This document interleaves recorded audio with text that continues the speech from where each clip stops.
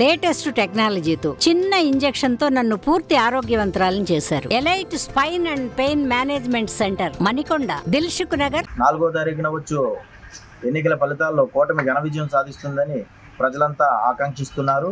గత ప్రభుత్వం చేసిన అరాచకాలు, వైఫల్యాలు, వ్యతిరేకత కోసం ప్రజలంతా కూడా కూటమికే ఓటేసి కూటమిని విజయం కోసం ఎదురు చూస్తూ ఉన్నారు. మాకు పార్టీల ప్రధానం కాదు, మనుషులే ప్రధానం. అయితే సమస్యల పట్ల మేము బాగా విప్లవాత్మకంగా ఉంటాం, బాగా ఆలోచించే మనుషులం ఈ గోదావరి జిల్లా వాళ్ళు. కాబట్టి ఈ రాబోయే ఎన్నికల ఫలితాలు ప్రభుత్వానికి కొద్దిగా వ్యతిరేకత ఉండొచ్చామని అనుకుంటున్నాను, నా అభిప్రాయం ప్రకారం.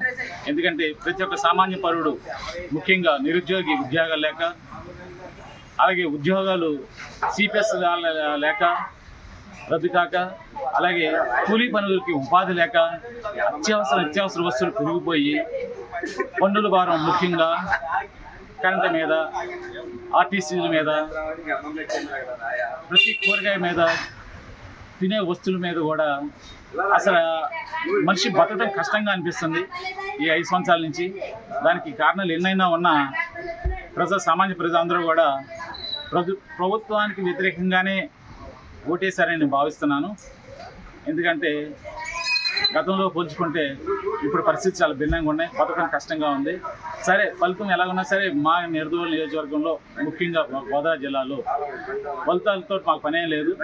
మేము బాయి అని తిరిగేవాళ్ళు, ఆ క్షణమే కొంచెం మాట్లాడుకుంటాం కానీ, లేకుంటే చర్చించుకుంటాం కానీ జరుగుతుంది. కానీ తర్వాత చాలా హాయిగా ఉంటుంది. ఫలితం ఎలా ఉన్నా సరే మేము స్వీకరిస్తాం. నా అభిప్రాయం ప్రకారం ప్రభుత్వ వ్యతిరేకత ఓటు పడుతుందని చెప్పి నేను అభిప్రాయపడతాను. కందులు దుర్గేష్ గారికి భారీ మెజార్టీతో నెగ్గుతారని చెప్పి నేను ఆశిస్తున్నాను. అలాగే కూటమి కూడా పైన అధికారంలో 160 సీట్ల వరకు వస్తాయని చెప్పేసి నేను కోరుకుంటున్నాను. అలాగే ప్రస్తుతం ఉన్న పరిస్థితిలో రాష్ట్ర ప్రభుత్వం, గత ప్రభుత్వం ఉన్న అరాచకాలు, పథకాలు కూడా రకరకాల ఆప్షన్లు పెట్టి పథకాలు కట్ చేయడం, దాని మూలంగా ప్రజల్లో వ్యతిరేకత పెరిగింది. సో మూలంగా ఏంటంటే రాజకీయంగా ప్రజావేదిక పడగొడడం, అలాగే ప్రజల మీద మమకారం తగ్గి రాజకీయ నాయకుల మీద కక్ష పెంచుకొని ఘోరమైన పనులు చేస్తూ, ఎక్కడికక్కడే అరాచకాలు చేస్తూ రాష్ట్ర ప్రభుత్వాన్ని మొత్తం నాశనం చేసి పాడేశారు. మద్యం, జే బ్రాండ్స్ కానీ రకరకాల అన్ని రంగాలు కూడా దెబ్బతిన్నాయి. ప్రతి ఒక్క రంగానికి కూడా ఏ సుఖశాంతులు లేకుండా పోయినాయి. అలాగే భవన కార్మికులు కూడా ప్రతి ఒక్కరు కూడా చేతి వృత్తి పనులు కానీ ఎవరికి కూడా పనులు లేవు. గత ప్రభుత్వంలో ఇసుక ఫ్రీ ఇచ్చారు, రకరకాల ఇవాళ పథకాలు ఆయన ఏదో కొత్తగా నేను ఇస్తున్నానని చెప్పి అంటున్నాడు. ఇవాళ ఇప్పుడు గత 20-30 సంవత్సరాలు కూడా పథకాలు ఉన్నాయి. అసలు పథకాలు పెట్టిందే తెలుగుదేశం గవర్నమెంట్.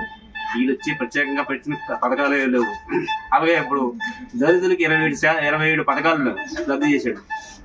దళితులు కూడా చాలా కోపంగా ఉన్నారు. ఇవాళ దళితులు కూడా కూటమికి ఓట్లు వేశారు. పార్లమెంట్ అసెంబ్లీ ఎన్నికల్లో 13వ తారీఖు 5వ నెల 2024 జరిగిన ఎన్నికల్లో రేపు వచ్చే 4వ తారీఖు జూన్ 4/6/2024 ఫలితాలు వెల్లడిస్తారు. కాబట్టి ఆ వెళ్తాల్లో కూటమిని అనకతొక్కి రేపు 4వ తారీఖు సార్వత్రిక ఎన్నికల్లో విజయం సాధించేది ఎవరు అనంటే మన ప్రీతమ ముఖ్యమంత్రి వైఎస్ జగన్మోహన్ రెడ్డి.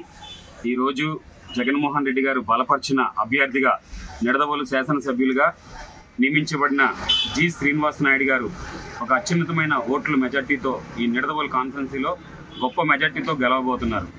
దీనివల్ల ఎవరికి కూడా ఈ జిల్లాలో, ఈ నియోజకవర్గంలో ఎటువంటి గొడవలు కానీ, ఎటువంటి ఇబ్బందులు కానీ లేకుండా కూటమిని ఓటించి ఈరోజు ఈ నియోజకవర్గంలో వైఎస్ఆర్సీపీ జెండా విజయ పతాకాన్ని ఎగరేయడానికి ఈ నియోజకవర్గ ప్రజలందరూ సిద్ధంగా ఉన్నారు.